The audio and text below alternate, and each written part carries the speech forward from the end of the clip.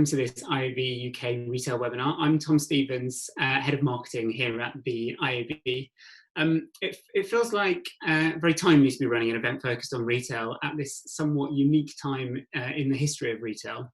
As we've seen non-essential businesses reopening their doors for the first time in months, and customers begin perhaps cautiously to start shopping in person. It's a great time to look at how brands have coped during a time of limited physical retail and how they've continued to connect with consumers in innovative and creative ways. And we've got a really interesting selection of talks and presentations over the next hour and a half to take different perspectives on that. Please, as we go through this morning, feel free to say hi and let us know what company you're from using the chat function. Comment along, share your thoughts as we go. And if you've got any questions at any time, just ask via the Q&A function at the bottom of the screen. We'll either ask them to each of the speakers as we go, or we can put them to all the speakers at the end. But please do use those and interact as much as possible. Just before we hear from the first speaker, we'd love to kick off with a quick poll to help gauge how much you've been throwing yourselves back into the retail sector since shops reopened. It should pop up on your screen now. But it'd be great if you could just initially answer which of these answers you feel most you relate to in terms of whether you've been since non-essential shopping shops starting again, whether you've been back. No, I'm sticking to online for now. Yes, but just the local shops near where I live. Yes, I was straight to Oxford Street in the morning. The shops reopened, or I only ever shop online anyway, and so you haven't been affected. I think certainly I've cautiously been to some of the shops near where I live, but not ventured to Westfield or Oxford Street just yet. So if you could vote, and we'll just wait for everyone to vote before we look at the results.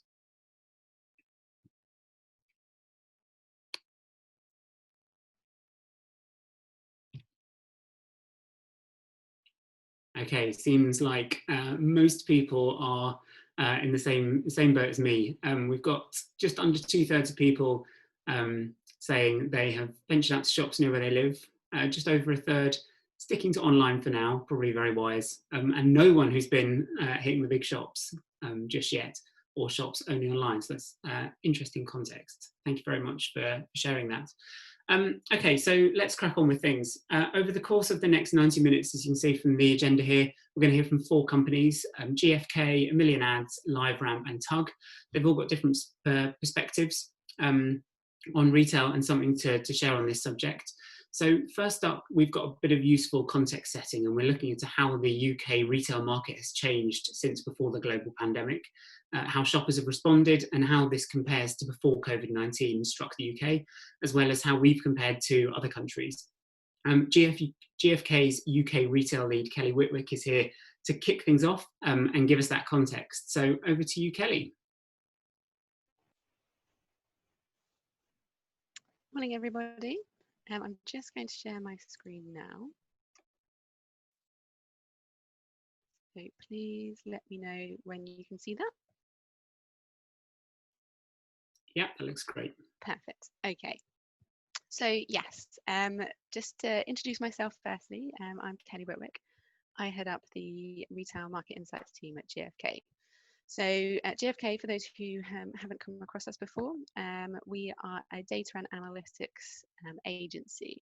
So we specialize in multiple digital research methodologies, which enables us to give a holistic view of both consumer and market trends. For this presentation today, I'm going to mainly be focusing on our POS data, so point of sale data. So this data is really powerful because essentially it's looking at the tech and durables market, and this is all live retail data straight from the retailers. So the data here, what we can then see is exactly what people have been shopping within that tech and durable space. What's important to note is when I refer to the retail market, I am in fact referring to that tech and durables market, and this doesn't include the likes of FMCG or fashion. Just to confirm exactly what we mean by tech and durables, essentially this is anything within the home that is a tech product or has a plug, or even anything in the garden that might have a plug as well. So you're looking at your electrical DIY products, also looking at home appliances, audio vision, computing, mobile phones, etc. And from this, what we're going to be doing is also infusing some of our consumer data. So GfK has undertaken a number of consumer studies during the pandemic to get an idea of both the consumer sentiment, but also the idea of their propensity to buy at the moment and also in the future. So what we'll be discussing today. So firstly, it's really important to understand how retail was faring before COVID-19 hit. It's important to know what the dynamics were that were impacting the market before we went through such an unprecedented time, because these influences will also impact us in the future as well. How did such exceptional circumstances change the way that we shopped and also what we purchased as well? And we'll be diving into the 3 stages of buying habits that we saw during this time.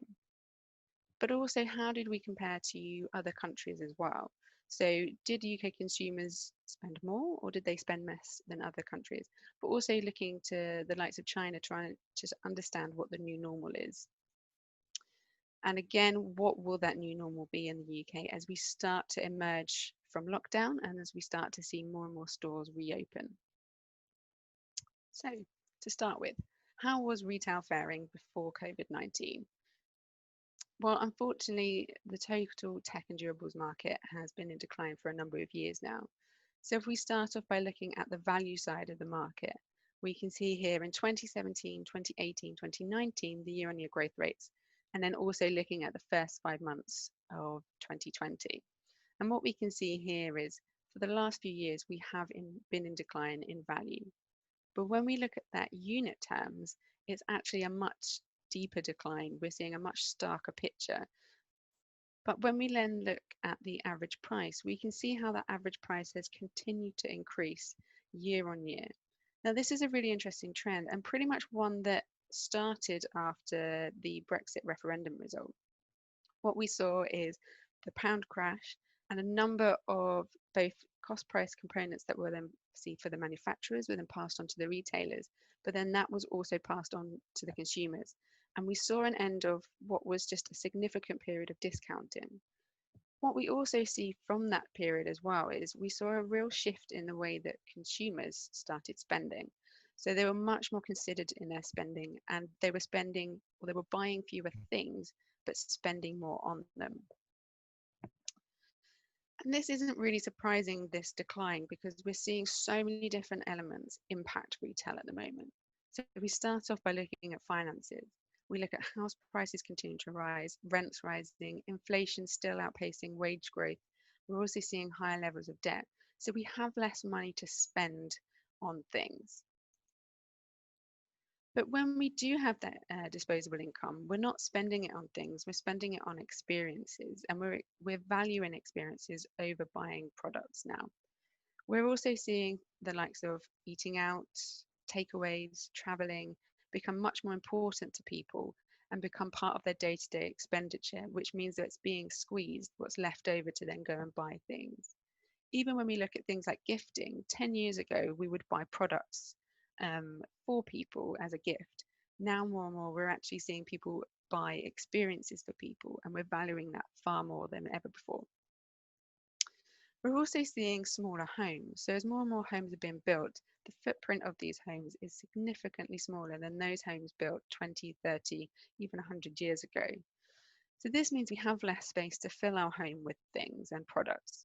The other element as well is the fact that we're seeing digitalization. So the element of streaming, saving things on the cloud means we need less storage. And when we look at our homewares data, which is a slightly separate data set, what we see is the likes of 3-piece sofas, for example, significantly declining, whereas the likes of corner sofas is increasing as we're trying to utilize the space that we already have. We're also much more eco-conscious as well. So we're starting to feel guilty about owning so many things too. And 47% of respondents from a survey in 2019 felt that they felt guilty when they do something that's not environmentally friendly. However, the key factor for why the durables market has been struggling for such a long time now is the fact that we really have limited innovation. There's not been many new products being launched in the last few years.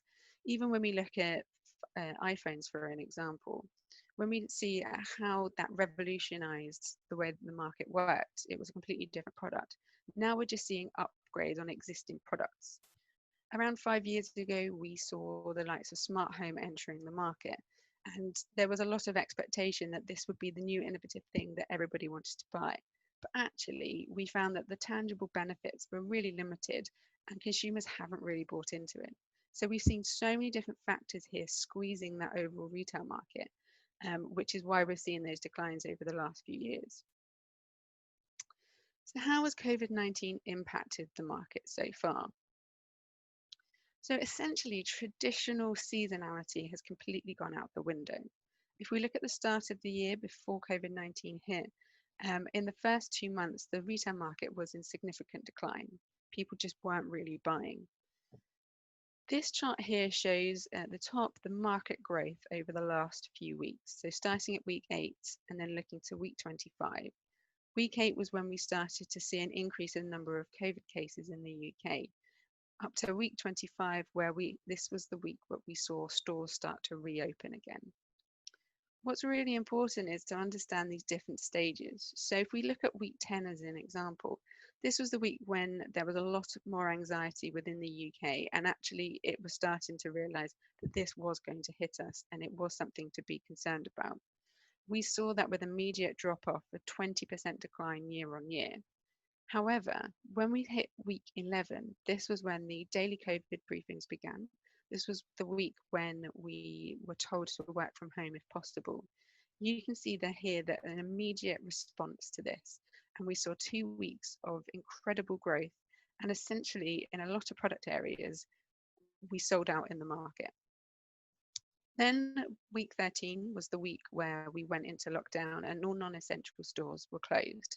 You can see over that 4-week period that actually we saw that decline continue, and this kind of made us very concerned about what this would mean for retail. We had a number of elements impacting this. So there was the element of the major domestic appliances sector. So with the likes of new builds and also people having kitchens and building work done, they weren't able to buy their kitchen appliances. So these products were put on hold for the time being. Also the element of delivery and installation just wasn't possible. So these basically went on the back burner for a lot of people. We also had the element of stock issues because of the amount that was sold in those weeks 11 and 12. But then also there was the element of consumers being slightly concerned about whether they should be buying right now, but also as well as retailers tried to establish a new way of working that was safe for their staff, but also meant that they were able to provide a continued service to the consumers. But from that week 17 onwards, for the most part, we saw continued growth week after week. And when we then look at week 25, we can see that 25% growth as stores begin to open. If we then look at the online versus offline picture, so online share in the yellow, and then in the dark blue, we've got the offline share. You can see from week 14, when all stores completely shut, that essentially 90% of all sales went through online. So we saw a very seamless transition to moving to online shopping. But even when we look at week 25, non-essential stores have still opened, but we're only seeing a 20% share of people shopping in store, which means that people are still very concerned about going to the shops. Before COVID hit, the average share was around 30 to 39%. However, it's going to take a long time before we get back to those numbers.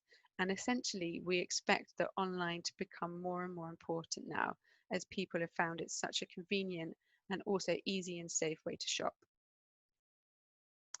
So let's look into those different elements. So starting with the panic and preparation for lockdown. So looking at those weeks 11 to 12. Essentially, we focused on our urgent needs. So whereas before we were very much more considered in our purchases, moving to the more premium, spending a little bit more on something before going to buy them. This period, we essentially saw people just go out and buy everything they needed to have an okay experience during lockdown. And within this, these were the key areas that people really bought into. So we had the working from home element. So you can see here the likes of monitors, keyboards, laptops, for example. We saw 200% growth over those 2 weeks for the computing area. This is incredible growth. And even the likes of Black Friday doesn't see sales like this ever go through. Within monitors, as I talked about before, a lot of stock issues. Essentially, the whole market within the UK sold out of monitors as people prepared to work from home for a considerable period of time. We also saw people prepare for lockdown and give themselves plenty of things to do during this time. So DIY and gardening at home. So some examples of this are decorating equipment and paint. Paint was up 150%. We even saw significant growth online for paint, which is a really challenging area to work online because you can't see the products and the colours themselves. Even areas such as garden play, which include things like playhouses, as we saw really good weather during this period, and people really wanted to make the most of being outside and doing up their homes while they can. Stockpiling. We all experienced it at the supermarket. There were a number of people who felt the need to stockpile and take a lot of food off the shelves. Now, for those people, they needed to store this, and this saw an incredible rise in the number of freezers being sold in the market. If we look online, we saw 800% growth for freezers. When we look at week 12 alone, we saw what would on average, be 3 months of sales go through in 1 week. So we saw unprecedented sales go through here. There's also the entertainment element too. So people are again trying to prepare to make sure this is going to be a seamless transition as possible. The likes of tablets and also TVs, but TVs in the smaller screen sizes, so the likes of 32 inches. This has been an area of significant decline for the last few years as people move up to the more larger screen sizes, so the likes of the 50, 60, 70 inches screen sizes. This area has been in decline for about 5 years now. But what people were doing is getting cheaper products that they could just have in the home, A, to keep the kids entertained, but also where we've sold out of monitors, people were buying TVs as a way to use them as monitors as well. And again, to understand that dynamic, what's going on at the moment, when we look at the laptops market, if we look at the 52 weeks to week 15, you can see here, these are the top specifications of a laptop, so the best selling. So Apple in value is the highest selling specification there, but also smaller screen sizes, so the 13 inches, with an average price of around £1,000. However, when we look at the 8 weeks to week 15, we can see a completely different dynamic. So Microsoft being the most important operating system there, but larger screen sizes as well, as people again trying to adapt to work from home. And that average price has dropped considerably down to around £500, as people again, it's less considered and it's more an emergency and an immediate purchase. So as we came out of that panic stage, we then moved into the adapting stage. So learning to adapt to this new lockdown life. And the areas that we really saw people investing were the likes of, again, working from home, but this time as well. So communication devices is essentially routers and repeaters. So people were trying to improve their Wi-Fi network within their own home. Not surprising when you think the amount of people working from home, but also homeschooling as well. We also saw continued rise of laptops, mice, keyboards, all those peripheral items too. We then have the eating at home element too. So as you would have seen if you're on Instagram, lots of people making banana bread, baking, and also when you couldn't buy any flour at all. So again, making use of this time at home. The free preparation market over the weeks 13 to 24, we saw 72% growth. And this includes things like liquidizers, so your NutriBullets, so your smoothie makers, again, trying to be healthy, but also stand mixers, food blenders, etc. Again, as people are trying to utilize this and start cooking and using the kitchen more. Also coffee machines, as you're not able to go out to your local Starbucks or Costa, people started really missing their coffees and started going and buying them more. We also saw an element of self-care do particularly well. I would say that hair clippers was probably the real winner of lockdown. We saw continued growth. It was the biggest growing category week after week during lockdown, as people obviously couldn't go to the hairdressers, so learnt to do it themselves. We also have core wearables, the likes of fitness trackers and smartwatches, as people start to want to get fit, start running, and be able to track their progress during lockdown. And then finally, again, we have the entertainment and home piece. What's also really interesting as well is we saw that actually less variety being sold in the market. So this chart here shows us the number of different items that were being sold in the market. And as soon as we went into lockdown, from week 12 onwards, we saw a steep decline in the number of different products that were being sold. So essentially what you can see here is these areas of growth were really where people were buying, and anything else was essentially put on the back burner, and we saw significant declines for them.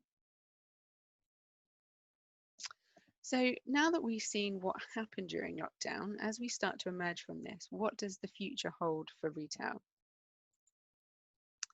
So as we start to emerge, like I say, we'll start to see the stores reopening.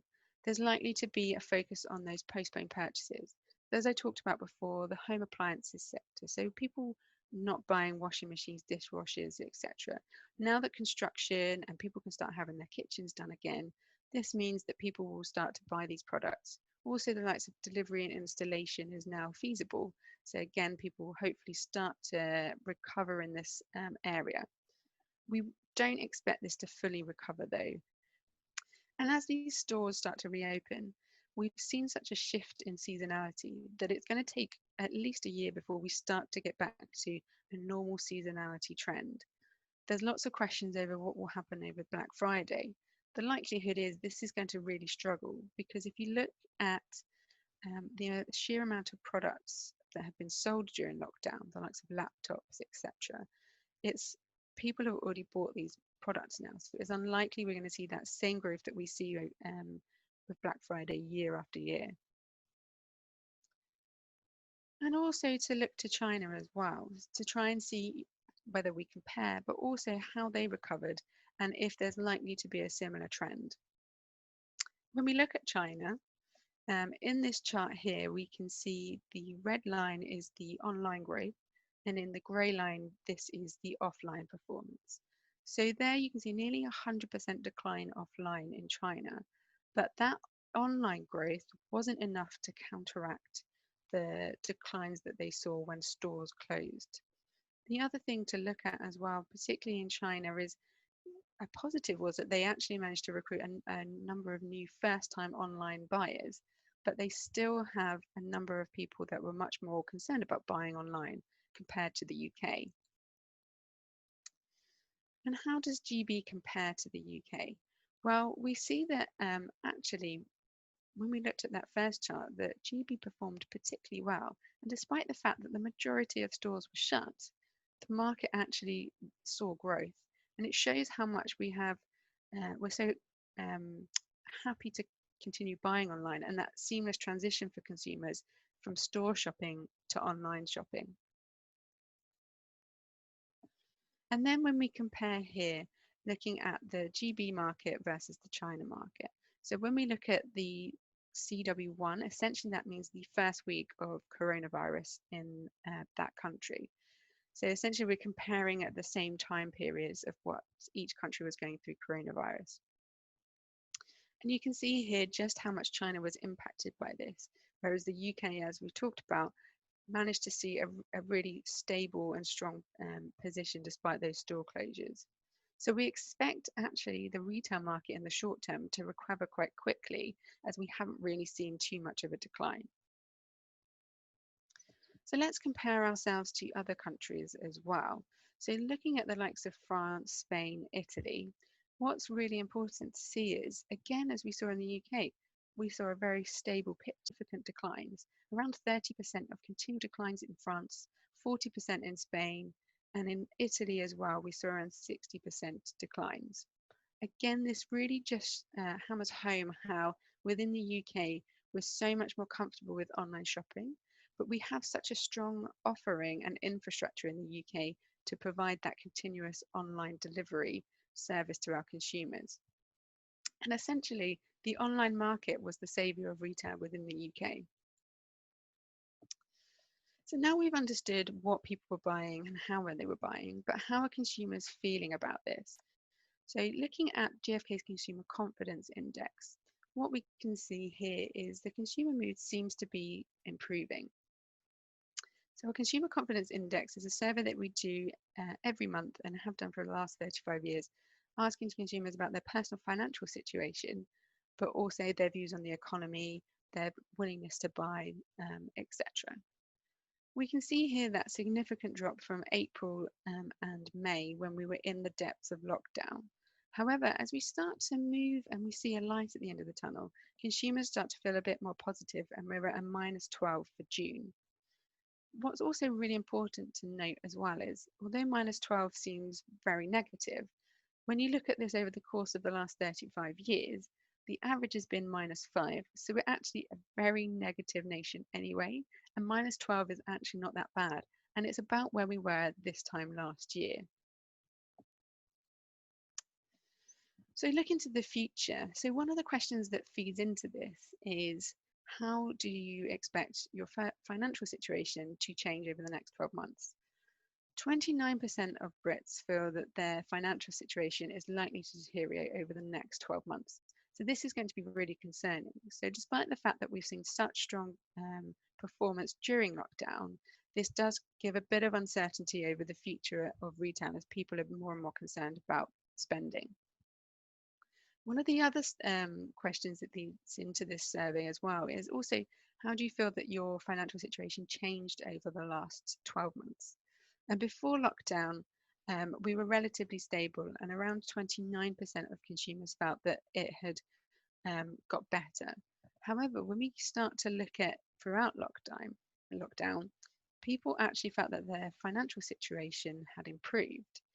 Now, despite the fact that people were on furlough, around 8 million people in the UK, we found that actually people were able to save money by not commuting, before we had such a focus on spending money on experiences and going out, all of a sudden that stopped and we started to see that shift again back to buying things.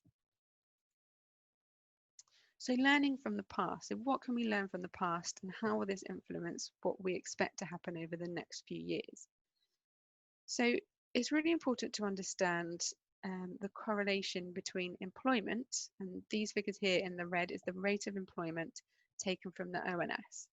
And then we've overlaid here GfK's total durables value in billions. And you can see there's a clear correlation. So as employment rises, so does the spend that consumers make as well. However, when we look at 2010 and 2011, you can see there that we actually completely bucked this trend. And despite the fact it was one of the lowest years of employment on record, we saw one of the highest years of growth happen within the market. Now, this was because of innovation. This was a period when we had iPads being launched, iPhones, even iPods were still very popular at this time. You had the digital switchover, people moving to flat screen TVs from the old CRT TVs. But also elements such as headphones. We saw fashion brands such as Beats by Dr. Dre enter the market.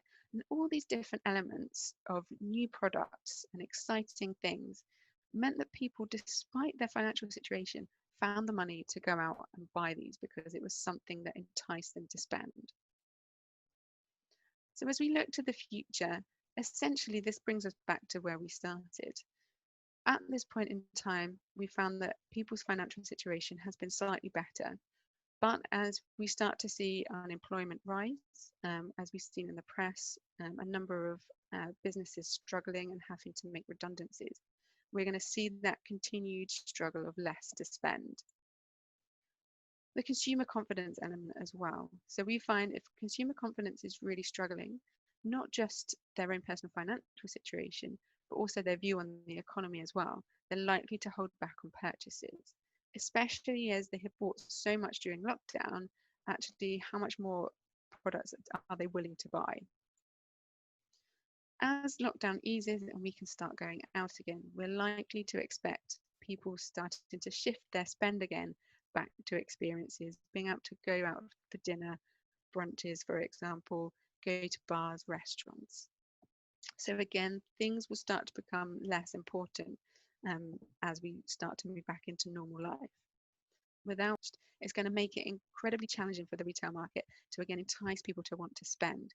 So while we're seeing a really strong view at the moment within the retail market, and we expect that to continue for the next few weeks and months, I think looking at the long-term view, it's likely to become more and more challenging as these elements start to again squeeze retail going forward. Thank you very much for listening. Please let me know if you have any questions at all. That's great. Thanks so much, Kelly. Super interesting, kind of almost nostalgic to look back down the last 12, 14 weeks and remember all those phases that we've all been through. Exactly. That's super interesting. Next up is A Million Ads. Sainsbury's partnered with A Million Ads to promote their summer edition range and tap into a different consumer moments across Spotify, DAX and Acast. And in this case study, Zoe Bruton from A Million Ads is going to share the strategy behind that digital audio campaign and explore how the dynamic personal approach helped Sainsbury's to literally cut through the noise. So over to you, Zoe, if you're there.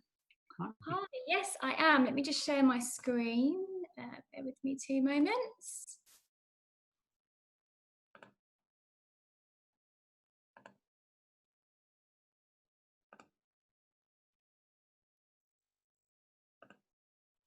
Brilliant. That's all okay for everybody?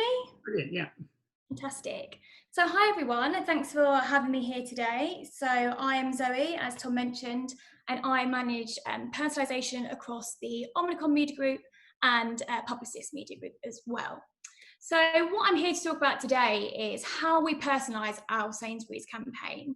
So for those of you that don't know us, A Million Ads are a browser-based tool allowing for personalisation at scale across the digital audio and digital video space. And how we do that is we gain data from the ad request and we create ads on the fly. So more about what I'm here to discuss. And today I want to talk you through a Sainsbury's campaign, looking at the objectives, challenges, solution and the results. And why did I choose this Sainsbury's campaign? So as everyone's mentioned, the last 6 months have been pretty crazy. I don't think 6 months ago we would have imagined we'd be in the midst of a global pandemic. But I think it's definitely meant that both brands and consumers are navigating their way through these uncertain times. And where dynamic creative really comes into play is it can help with both the brand and the consumer seeking the clarity in communication, and still remaining creative. And locations, lots of changing messages, which a lot of retail brands are wanting to push out at the moment. So how did it start, When we were thinking around using the technology on the Sainsbury's campaign, the lovely team over at PhD, they gave me a call and they said, we have this objective and we have this campaign, we really think we can use technology to help elevate what we want to do. So I went down to Fitzrovers, that's where the team were at the time, and we chatted it through. And before I knew it, I was on my way down to Sainsbury's HQ and I met the lovely Jess, who was looking after the campaign at that time from the client perspective.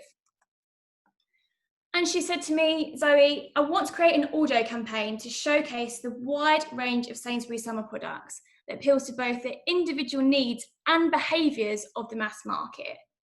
So we sat downstairs and we chatted and we talked through her campaign brief. And she really wanted to find a way to showcase all of the products. We didn't want to have to just pick the top 10, for instance. We wanted to make sure we were always staying contextually relevant and personalising being the key here.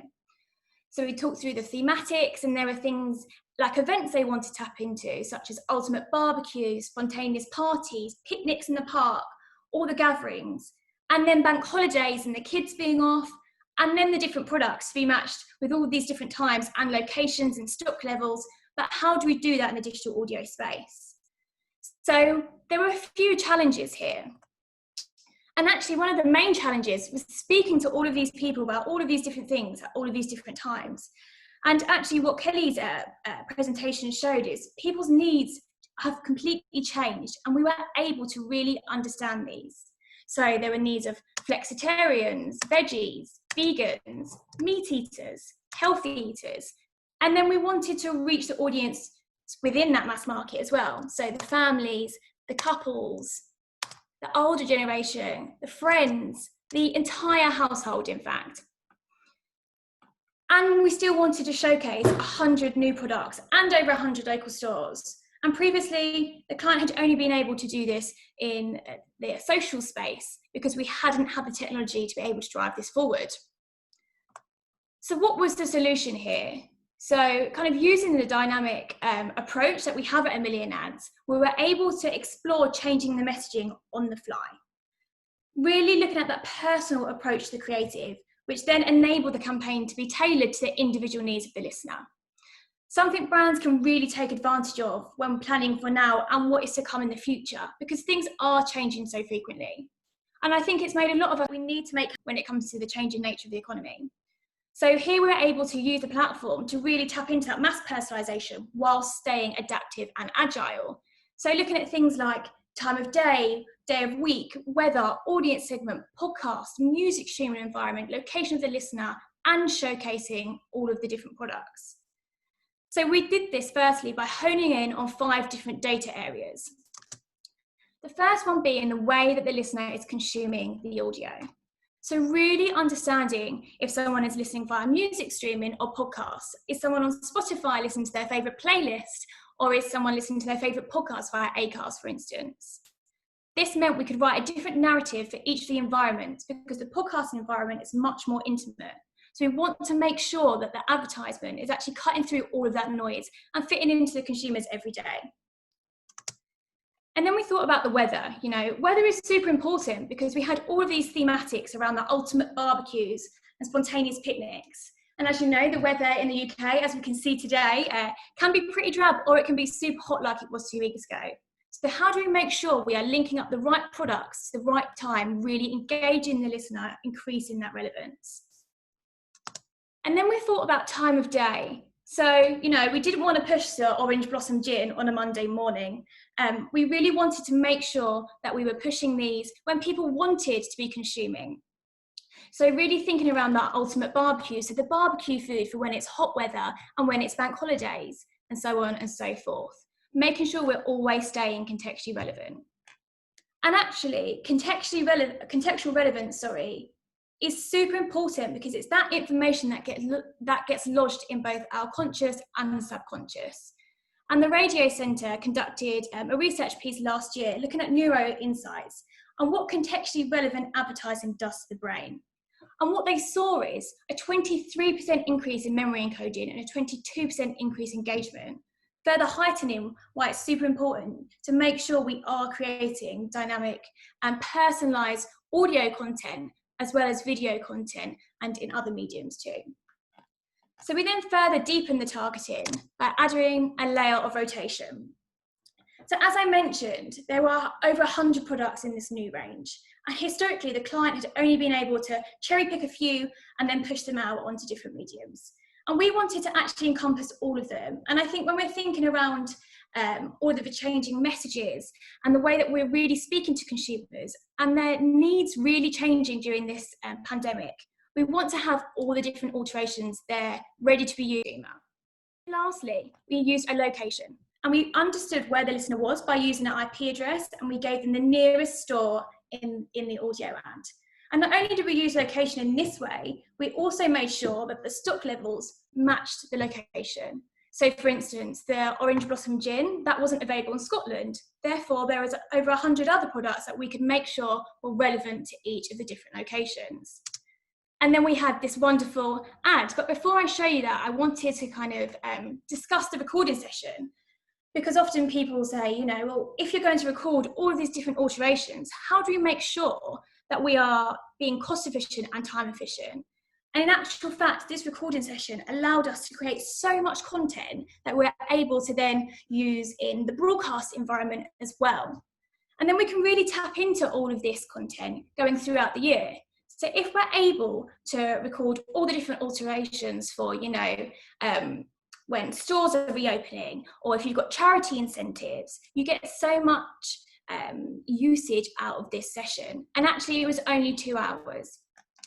And it's really important that we are catching all the eventualities in that one recording session. And I think for clients now and going forward, knowing that there are so many changes, so many socio-economic changes, in fact, being able to actually make sure we are super prepared for that when it comes to it is a great thing and really cost efficient. So I just want to show you a Deliveroo session, just a short video of what that session actually looks like and how we capture all of those individual lines.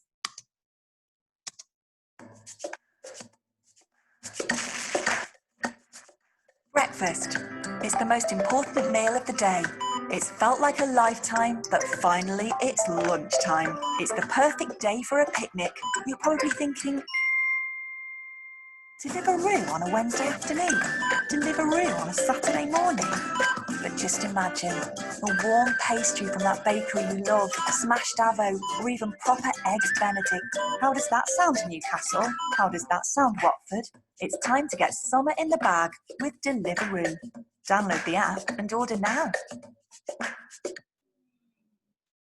as you can see there, it's super efficient and it's really fun. And so if you ever do get the opportunity to go to a dynamic recording, I would highly recommend. So I know you've all been on the edge of your seats waiting to hear what that actual Sainsbury's campaign looked like and sounded like, for instance. So I want to show you the dynamic player. And our dynamic player allows clients to be able to sign off the ad by testing it out as though the data was building the ad in real time. So I want it's really tipping it down. So sunny, above 17 degrees. We're rotating all of the products. It's a Saturday afternoon and you're in London. This is what your ad would have sounded like.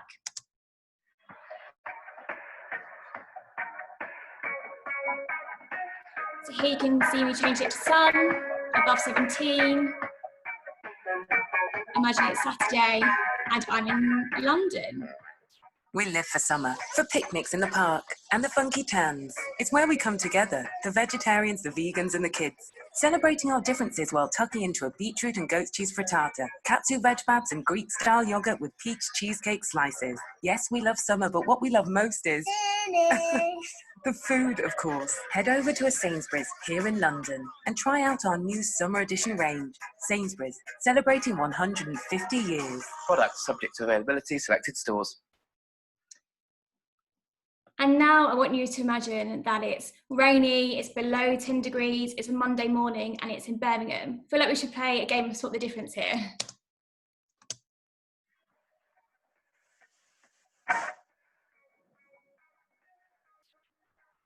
Changing it to rain, below 10 degrees, and we're rotating the messaging again. We live for summer, for the spontaneous parties and the popcorn fights. It's where we come together, all of us, including the vegetarians and the vegans, celebrating our differences while tucking into Italian mixed olives with black garlic, barbecue hummus, and taste the different sparkling Malbec. Yes, we love summer, but what we love most is the food and drink, of course. Head over to a Sainsbury's here in Birmingham and try out our new summer edition range. Sainsbury's, celebrating 150 years. Products subject to availability, selected stores. So what you can see quite nicely there is that we changed the contextual scenarios. So we had popcorn fights for the bad weather. We had different products. So we had the sparkling Malbec in the second version. And there were so many different iterations of this. And actually what's really nice is when you want to change any lines mid-campaign, we will send you out a new dynamic player. So if we do have new store opening times or we have new promotions for Black Friday, you can hear what they sound like in this player before we set them live. And any changes you want to make mid-campaign, as long as we've got all the eventualities recorded, it can be live within 30 minutes. And being agile and adaptive for Sainsbury's was super important. And for a lot of retail brands going forward, this will have even more importance. So how did the campaign actually perform and what did we see from this? So firstly, there were 24, that is and if we link back to the initial objective, where we wanted to show the variety of products, we have most definitely done that in this case. And we're able to now tap into all of those different iterations going forward if you want to overlay your dynamic audio over a dynamic video campaign, for instance, or you want to reuse the assets at any point. And we also partnered with Ates, which is one of our research companies. And we surveyed 250 men and women aged 25 to 44, reflecting the media buy. And we looked at the purchase intent and resonance with the ad. So what we actually saw 63% of people would visit their local store, which is a huge amount, and we want to drive that footfall, whether it be footfall to the store or visits to site. 53% of those people felt that Sainsbury's had a great product choice. I mean, you really want this because this was in the campaign objective, and we want to show how varied it is and how the campaign offered something for everybody.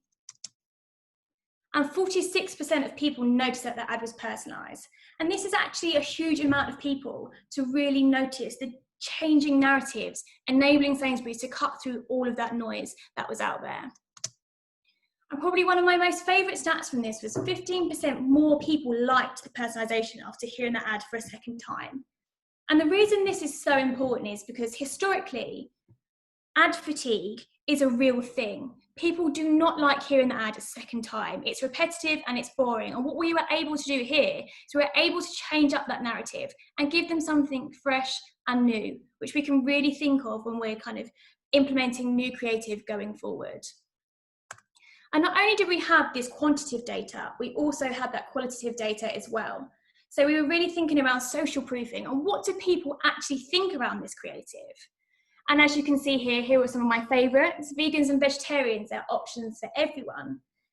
Sainsbury's in London, the mention of location caught my attention, which is something that we really set out to do. If you know where your local store is, why not push that in your audio? Why not then transfer this into your video strategy as well to really supercharge both? Made me feel like visiting Sainsbury's. I mean, what more could you want there? And then this is probably my favourite. The appetising soundings of selection of foods that was available, I feel like it really invoked a summer feel. Really showing how the creative use of data heightened the feedback. So what does this mean going forward? And how can we take this away when thinking around creative campaigns for now and in the future as we emerge out of this pandemic? I want to discuss it. Data-driven creative is the new standard for digital marketing. And the reason being is we can see that it works. We saw the performance research and we saw how many people liked it. This whole concept was based around the creative use of data, and it was informed by the data. Many people think that once you use data, your creativity decreases. And in fact, it is only heightened. It really made sure that the brands were able to stand out from their competitors, and using this dynamic narrative will really help drive that brand affinity. And people like to hear the personalised ads. And then secondly, there is a real need for retail brands to be contextually relevant and reactive. You know, brands can capitalise on increased demand while staying agile and adaptive. And being a digitally first business, you need to make sure you're reflecting this in your consumer communication. So retail brands across the globe will find it hard to survive at the moment if they do not focus on their digital marketing. Brands that haven't diversified, you will see struggling. And the brands that have, you will see be fresh and front of mind to the consumer, whilst being super cost efficient and time efficient. Creating 24 million different variants for a creative is not something that you could do in your usual process. So the agile nature of dynamic personalization really allows you to stay current and relevant, building that brand affinity and purchase intent. So your brand will be able to really emerge from this a stronger, more standout brand. And then lastly, the last point I want to focus on is that mass personalization should be at the core of your audio and video strategy. I mean, a few years back, personalization for audio wasn't a thing. And now we can really begin to tap into a new standard for mass personalization in that space. People want to hear personalization as well as see it. And the way we consume audio is changing. I'm sure all of you have seen lots of research that has been put out there at the moment from the likes of Acast, DAX, Bauer, Spotify, where they're reporting on huge increases in listenership. And actually, as technology only advances, we will see a huge increase in this. And we can really take this on board and start to understand what the consumer wants and how they want to be spoken to. So if you then pair this with your dynamic video strategy, it's elevated to that next level. So that is all from me today. I hope that you have enjoyed it.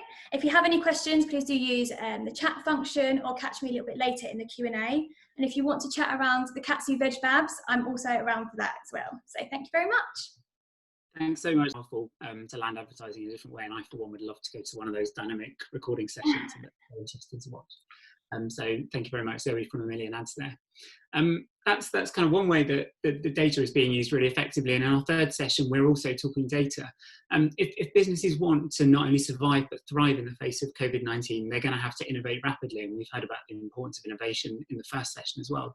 Vihan Sharma, Managing Director for Europe at LiveRamp, is here with us next to discuss how data partnerships could be the key to this innovation and to helping businesses reconnect with their customer base. So over to you, Vihan. Yeah, thank you, Tom. Let me just share my screen.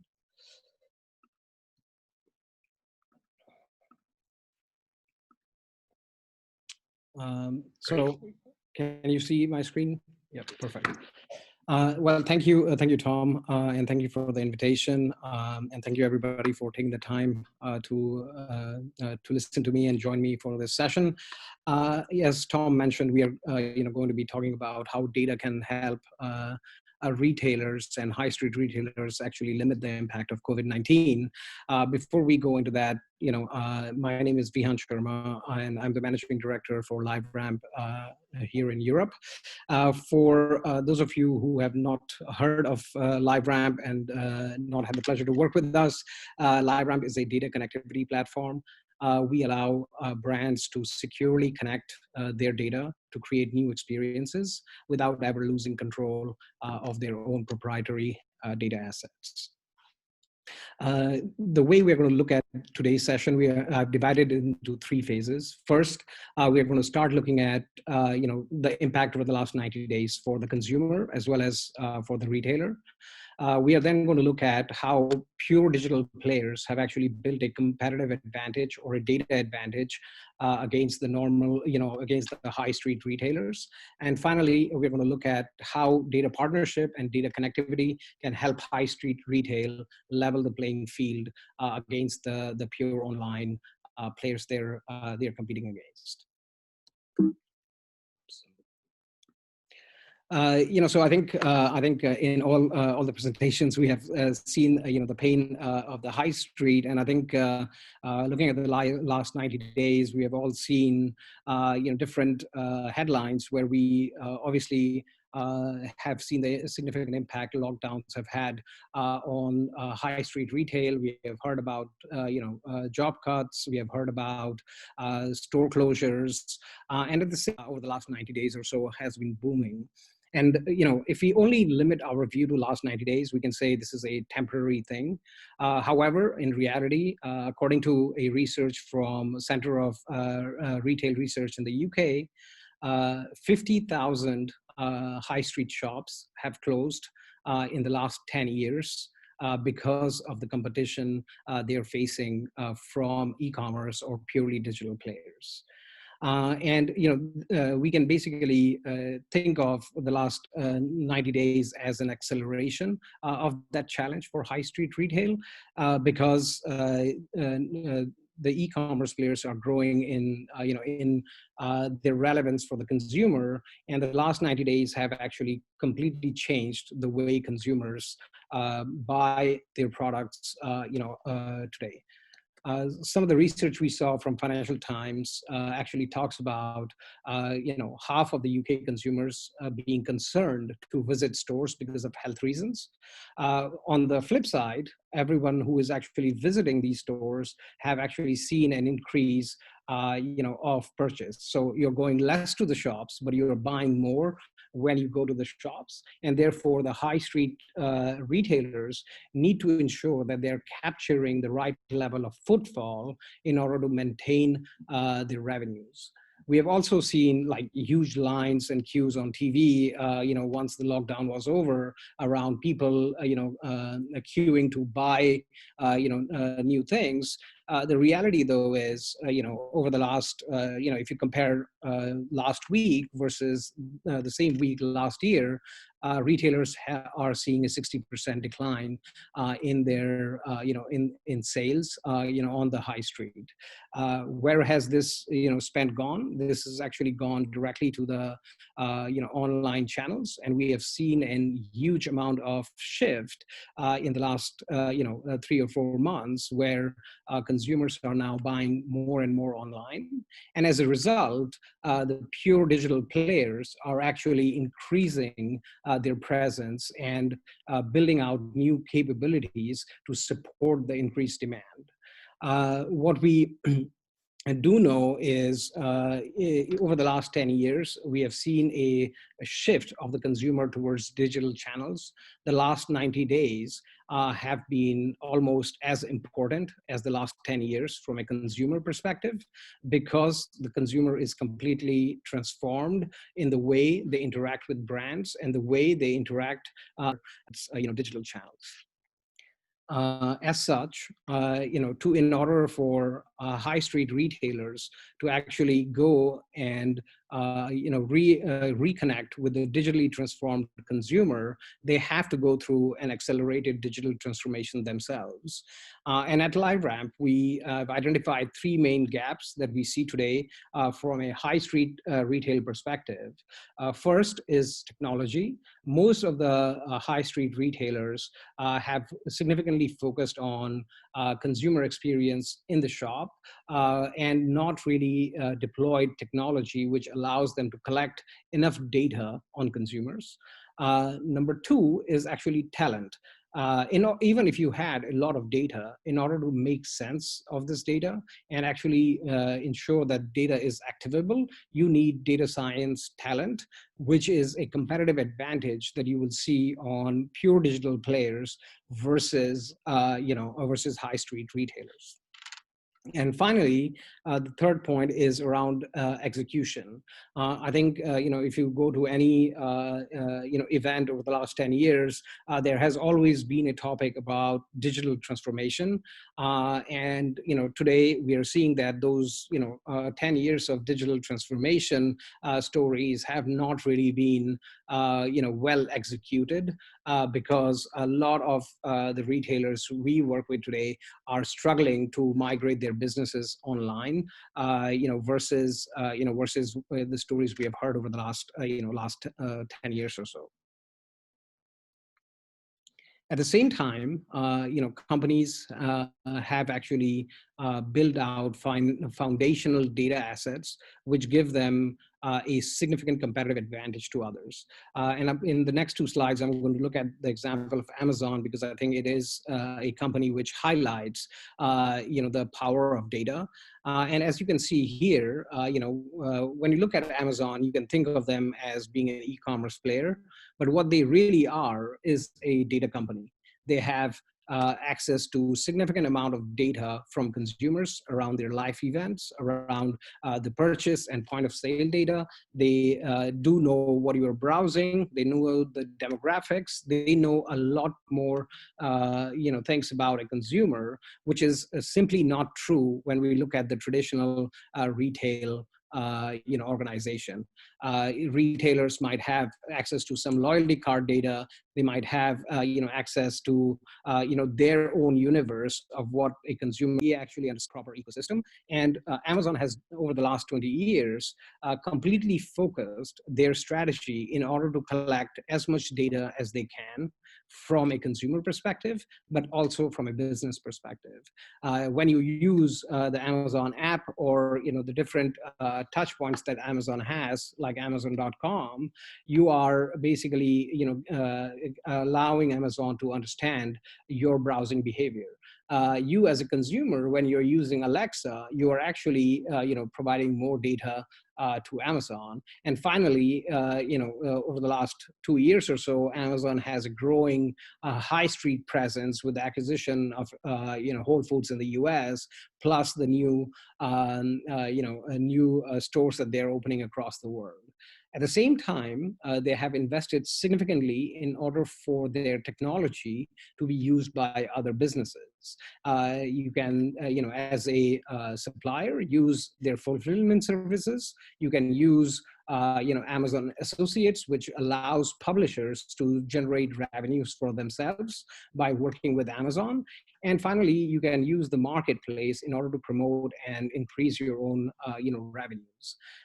This virtuous circle has actually given Amazon a huge amount of data on consumers and businesses, which they use to directly compete against, high street retailers across the globe. And therefore, we at LiveRamp fundamentally believe data partnerships is a way for retailers to bridge the gap between themselves and the pure digital players they are competing against today. In order for the retailers to have a unified view, they need to actually create their own network of influence. They need to be able to partner with publishers so that they can understand the context, they can understand the content being consumed. They need to be able to connect with their suppliers. And when I say suppliers, it's usually the CPG brands who have huge amounts of consumer data that they have collected, but this data is not currently being shared with the retailers in order to create new experiences. And finally, we are looking at a growing TV landscape, which is becoming more and more addressable, which will allow retailers to do micro segmentations and micro targeting, allowing them to drive the footfall traffic into their own stores. And retailers actually taking advantage of this digital transformation. Here's an example from Sainsbury's, where they have been able to acquire a significant amount of new consumers, which they were not connecting with before because of their digital presence. And my favorite piece here is, this topic around, how the business needs to start talking the analytics language. If you remember, we talked about the analytics data science gap, which exists between the high street retailers and the pure digital players. And this is actually one of the key elements of investment required for high street retailers to better understand their consumer and better drive customer experiences, which are driven by the data available to them within their ecosystem. We have seen new types of partnerships being created. And, I think we have seen Deliveroo and Uber Eats partnering with the likes of Sainsbury's and Carrefour in order for Sainsbury's and Carrefour to attract new types of consumers who are not really digital native before. But because of the lockdowns, they were kind of obliged to use new services. And this new partnership allowed access to the retailers of a very new kind of data, which they would not have before themselves. I spoke slightly about the CPG partnerships, and we have really seen a growth in this area. Brands like P&G, like Danone, like L'Oreal have been actually willing to partner with high street retailers in order to create new innovative customer experiences in store, in order to increase the footfall traffic that they are seeing in the in the stores, by leveraging the data the CPG brands have available to them. And finally, the publisher and TV partnerships, where we are seeing a significant growth is this notion of outcome-based measurement, where CPG brands, as well as the retailers, would like to actually understand what is the return on ad spend that they are making. In a recessionary environment, companies need to be able to understand the ROI of their own spend, and this is something which we believe is going to be more and more used across order for us to build out a data partnership ecosystem, I think the main objective and the main outcome required is a trust index. I think historically, if you look at the way retailers and CPG brands have functioned, the relationship has been with a lot of friction. Usually, I mean, it's a buyer-seller relationship, and there is limited trust between the two parties.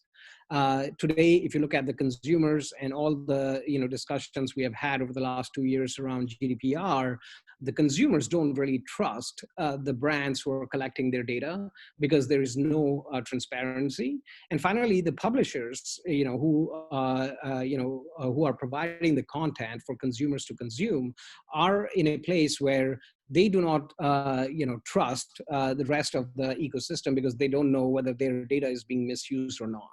So from a LiveRamp perspective, we have actually built a technology which allows all parties who are part of this data partnership ecosystem to control the data they are providing access to be completely accountable and not lose control of their own data. And finally, a level of transparency which allows consumers, retailers, publishers, and brands to actually increase the trust index, which is required for increased collaboration and increased access to data.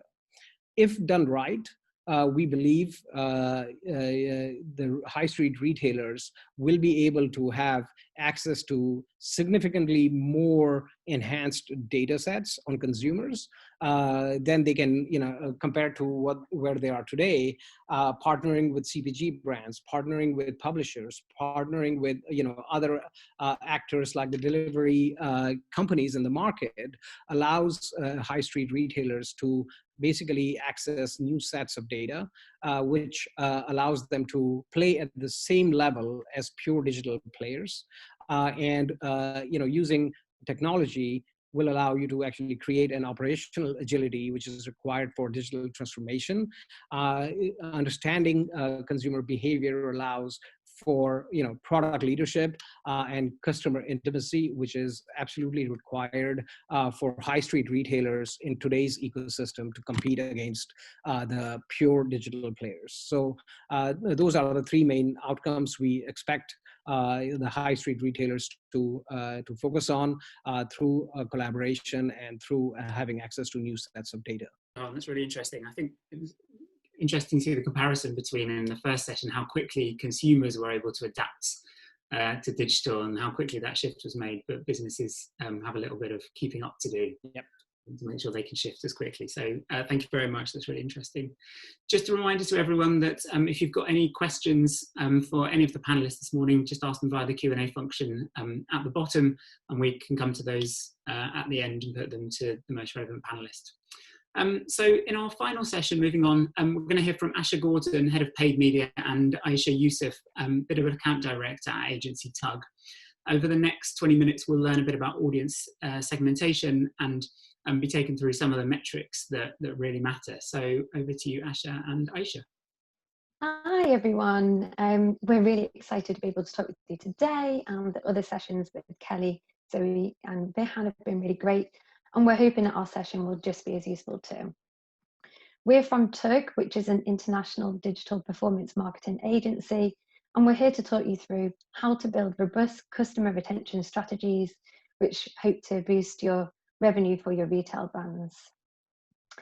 There's two of us talking today with lots of retail experience, and what we would like everyone to understand is what a robust customer retention strategy looks like, how to use your CRM data to achieve these strategies with paid media, and show you some great examples of brands which you know and love, how they are taking advantage of these strategies.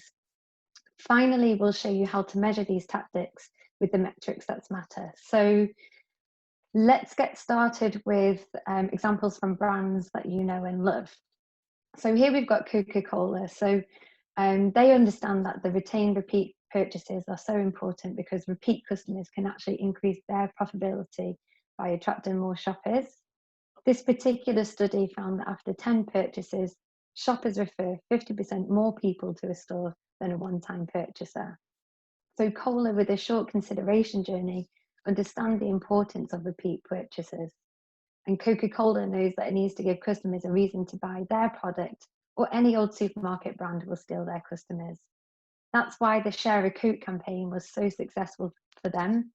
By getting customers to personalise bottles for themselves and for their friends, it gave them a reason to keep buying from Coca-Cola, and also an opportunity to refer others to the brand, which we think is really absolutely genius. The next example is from H&M. So what this really shows is how to use CRM data, customers engage with the brand again, and also, of course, to shop. In this example, H&M utilised the email addresses gathered from wherever you create an account online to buy an item, and also in store when you collect a receipt via email. And if you don't opt out of those marketing communications, they will encourage you to buy again, sending you emails to give you exclusive access to sales when they have further reductions and final sale reductions, but also when they have new items in for new seasons and hot trends that you can't miss out on. They use their data, which they already know about you. And for example, we can see this is actually from Ash's inbox, not mine. As you can see that the creative is male skewed and based on his recent purchases. This really helps to entice the user to browse and shop again. And the next example is for Amazon. We've already heard a lot about Amazon, and yeah, their Prime offering is really great too. So Prime is a low price subscription service designed in itself to really encourage that repeat customer and customer retention. And Amazon use their digital media strategy and their media strategy to highlight everything that Prime has to offer, in addition to the free next day delivery, such as new series. And here we can see them using Out of Home as an advert for an exclusive Prime original of Breathe, as well as regular TV ad slots as well to back that up. It really shows that to the Prime customers that Amazon loves them, and it's really not hard to see why, when you know that Prime customers spend 4.5% more times than a non-Prime customer. So that's why Amazon always emails its members to let them know what the membership gives them. And as we all know as well, that the delivery charges can put people off, so free delivery is a very important part of Prime also. So why is retention so important? Obviously, acquisition is important because you can't have a repeat purchaser if they never make that first purchase. However, the problem is that the average e-commerce store devotes more than 80% of the marketing budget to acquisition, which really forces retention marketing to take a back seat. Despite that, retention still normally makes up to 41% of revenue.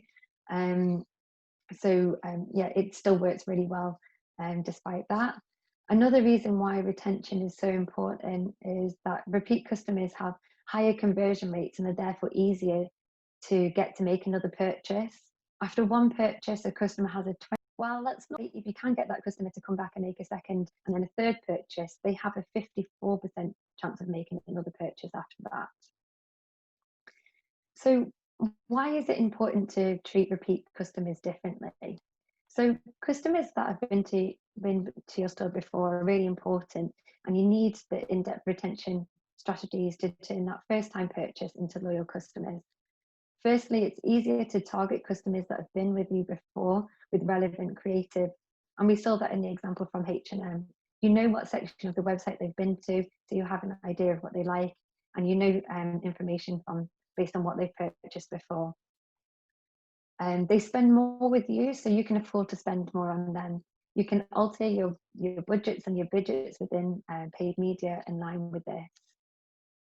These are the customers and the users that you can really encourage to spend more. So remembering that Amazon Prime example, so if you give them something to talk about as well, these people are your advocates, and they create your own media and are your salesperson for you. If you provide them with a good service, they will let their friends know. So remind them to share whenever they have good feedback and to invite their friends.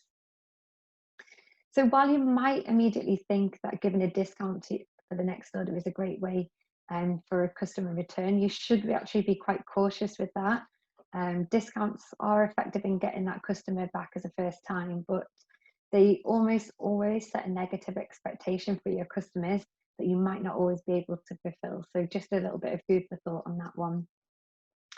And what has changed during the pandemic? We just wanted to highlight that although we've been in lockdown, some of the major players within the e-commerce space have really made some big changes. Facebook and Google have released new features that are starting to roll out, firstly in the States, for anyone who's operating over there, but are due also to come here into the UK and the rest of Europe by the end of 2020. Facebook released Facebook Shops, which was only a matter of time before they made this play.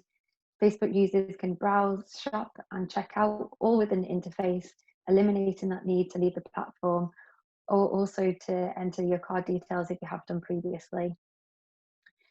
Google, which some of you might have heard, has begun to offer free shopping listings, making some of their placements free, which were all pay to play previously. We think that this is going to lead to more e-commerce advertising e-commerce advertisers be able to use Google Shopping, and as a result, more customers will use it, similar to what we see on Amazon. Finally, again, mentioning Amazon again, but Amazon continues to grow and grow, and they've done really, really well during the lockdown. They've become a bigger share of the e-com market, and myself personally, I've turned to Amazon for a wider range of products which I never would have looked at using them before, from pasta to paint have all been mentioned during these talks today. But what does that really mean to us? It means that we need to make sure that we have a presence on the platforms and placements where our customers are researching and shopping in order to retain them. So making the bespoke strategies for each of these different platforms, showing the relevant ads to your customers at the right time, to really try to increase your chances of retaining them. So I'm just going to hand over to Asha, who will take you through some ideas for retention across the funnel. Thank you, Asha. As Asha said, I'm Asha, and I'm going to take you through the final half of these slides. They're filled with more examples, recommendations, and the metrics that matter. We deliberately shared example of retention strategies across media at different stages of the purchase funnel. Retention strategies are rarely channel specific. You need to target your customers on the media channels and the platforms that they use. And of course, no retail presentation be complete without a funnel slide. Your product lifecycle, cost, and competitive presence will affect the channel you use. Use your CRM data, and you can target your customers at lower funnel and consideration stages when they're more likely to buy again. For example, if you're a clothing brand, and we mentioned H&M, you want to be the top result when your customers are searching for new shoes, or come up on their Instagram feed when you've got a sale on. And then when you're thinking about top of the funnel, the upper funnel media, make sure you use your data to understand where your customers are likely to be, what they watch, so you can target them at the best place. I'm going to show you some examples now. When using upper funnel channels for retention, you need to dig a bit deeper into your data to understand where users are likely to be, like I mentioned before. Once you've determined the right channels, use the right messaging and get them to buy again and reinforce your brand messaging. I've chosen two examples here. I hope that most of you have seen them before. Tesco knows where their customers live and when they share catchment areas with shops like Aldi. So they're going to be using out-of-home placements and press to show these customers that they're price matching these Aldi products and that they can literally save them a trip by not going to Aldi and just shopping at Tesco, because Tesco also deliver and Aldi don't currently. A great example as well, but it helps to reinforce the points that we're talking about throughout these slides. They're showing adverts on their TV channels like Sky Sports on the Go, new movies, channels that you already own, but they want to reinforce the reasons why you're with them, so you're new. Similar to the Amazon Prime example that Aisha spoke through earlier. And also the nature of these upper funnel channels is that they're mass reach and mass awareness. So a retention message should also be enticing new customers too. And then moving on to mid-funnel platforms such as Facebook and YouTube, they allow you to actually target your customers by uploading your CRM data. You use this data to target customers when they're in the consideration phase and when they're close to making their next purchase. An ad is going to remind them that they've used you before and that they've hopefully had a good experience. Social platforms also have really sophisticated lookalike audiences, so you can target those similar users that is likely to contain customers that have used you before but have not left their details. If you don't have a proper CRM system, it doesn't matter. You can still use platforms such as Google Analytics, where data can be used for retargeting purposes. The first example I've got on the slide is for CBAM, which is showing e-commerce friendly formats on YouTube. Even though the customer might not be in a frame of mind to shop, it's a format that makes it easier for them to purchase there and then in YouTube. And then it's also important to separate your data in a really granular way so you can target customers with the right messaging, the right images, and at the right time. On the right, we've got an example from Local Honeyman, and this is showing a previous customer that they should be buying again, and they're showing an enticing offer to get them to do that. Again, you should be separating your customers into different lists, so lapsed customers, loyal customers, sale shoppers, and so on, so you can give them the right message when they're most likely to shop. And also that includes excluding customers who are more likely to shop anyway or spending with you on a regular basis. And then in the lower funnel, if customers are searching for products that you sell, they're searching for competitors, or have been to deep pages on your site without checking out, you should be putting your brand in front of them again to retain them. They've seen you before, so you know that they're going to be more likely to purchase with you. So the first example I've got here is for JD Sports. So again, I've bought trainers from them before, so they can afford to outbid Nike on a Nike term, because this is a low funnel where you can use these retargeting and retention strategies. You can also retarget across partner sites and Google Shopping so that you're reaching even more customers who are going to be likely to be ready to purchase again. Again, I'm just reiterating that you need to segment your list based on what you know about your customers so you can be a bit more aggressive with your bids and your targeting, and remembering to make those exclusions when necessary. So this example I've used again is for another honey shop, the Raw Honey Shop. And then whenever I get my Arsenal news fix, it's only when they win, so not that often. Unfortunately, I didn't win yesterday. But I was served with a honey message because I haven't made a purchase in the last few months. You should be thinking about your product life cycle and when customers are going to be more likely to buy again. So if they buy every 6 months, then create audience lists that target your audience after 6 months. And also be thinking about segmenting these customers again to who's more likely to buy when you've got a sale on, and then show the message when you've got a sale, or when you're bringing out a new product, or during specific times of the year, like Black Friday or Christmas. And obviously we're in the midst of a pandemic at the moment. So this means that our retention strategies again have to be more tailored to the landscape because it's changed. Businesses have also been affected differently. So what I've tried to do is segment businesses into 4 different categories. I'll also try and give you some stats where possible, and these stats are from the Digital Commerce 360 report, which was conducted in April. So firstly, we've got the unaffected businesses. This is the lowest amount of businesses with 11%.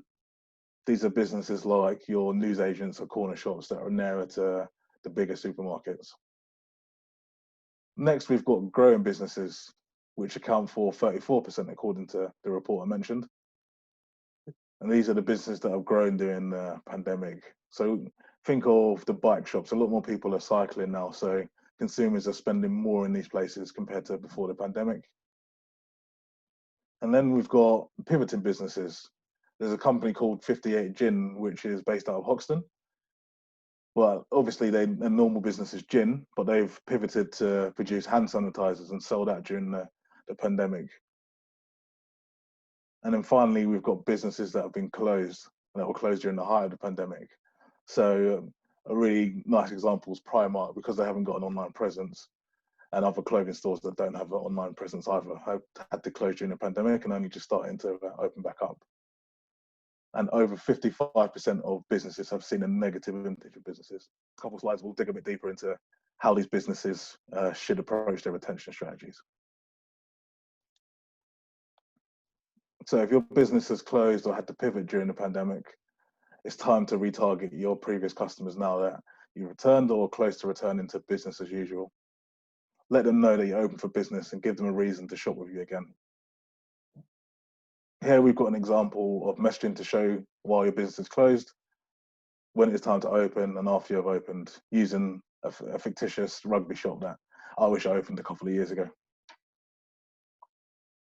Messaging you show while you're closed should highlight when you're due to reopen, and you should be encouraging previous customers to sign up to mail lists so you can hit them with a mail shot whenever you're close to opening back up.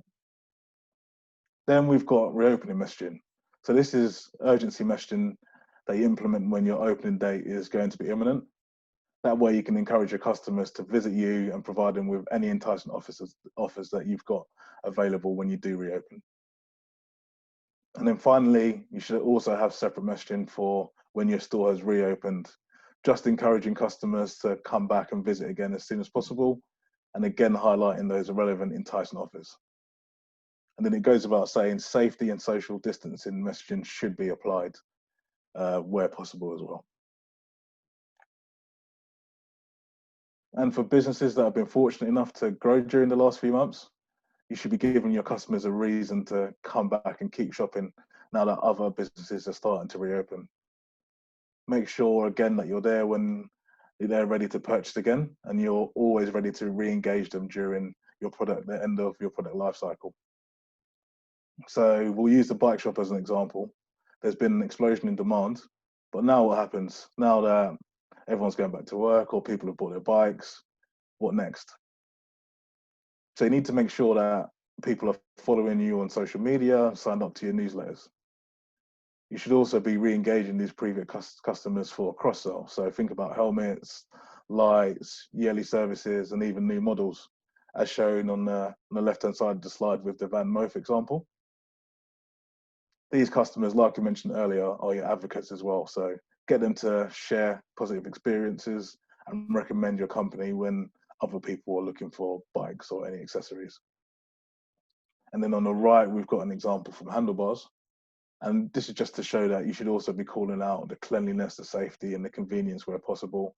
So you're always encouraging potential customers who haven't used you yet to visit you and that you're safe. Metrics. So this is what you need to look at when you're putting your retention strategies together. Understanding these metrics, growing them, and in some cases even lowering these metrics will make sure you're making progress with the metrics and the measurements that matter. These metrics are purchase frequency. So how often customers are coming back to purchase an item from your store.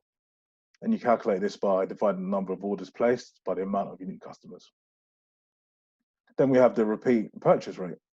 So the number of customers that complete more than a single purchase from your store. So this is calculated by dividing the number of customers with more than one purchase by the number of unique customers. And then we've got the average order value. So this is calculated by dividing the total number of orders by the number of orders placed. Then customer lifetime value, the amount that each customer is worth on average. And this is calculated by multiplying purchase frequency by average order value. And then finally, this is one of the metrics that you want to lower, customer churn rate. So the amount of customers lost divided by the total amount of customers, and this is done over a set time period. And then here are our key takeaways from this session. The main points when you take away are making sure that you have a plan in place for customer retention. So that's really important because we've told you how new and existing customers work differently and perform differently as well.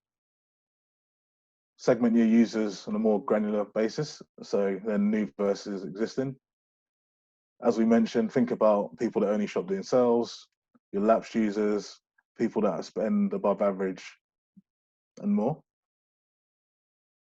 And then implement those retention strategies across the platforms that your customers use. You need to be where your customers are, so make sure you think about that when you're doing your retention strategies.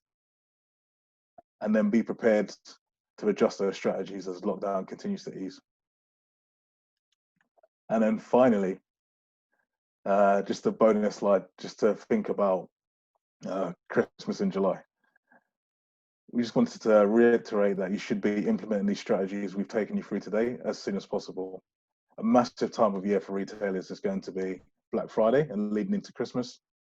And shoppers tend to spend 17% more per transaction during that time, but your repeat customers spend around 25% more.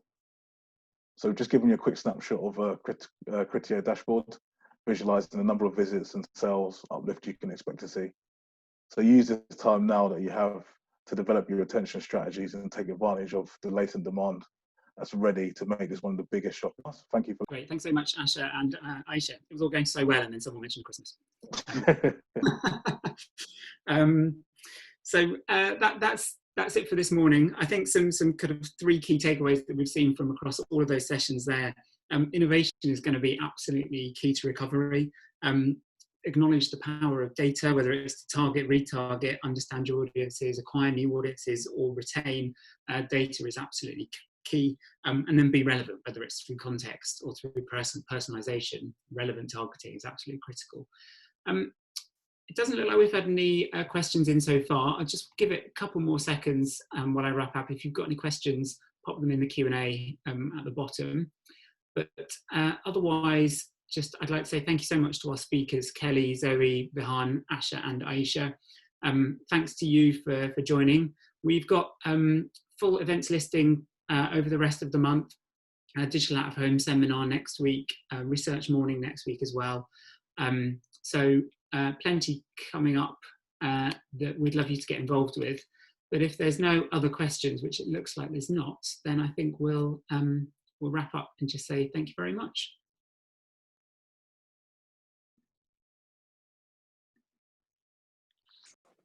Thank you.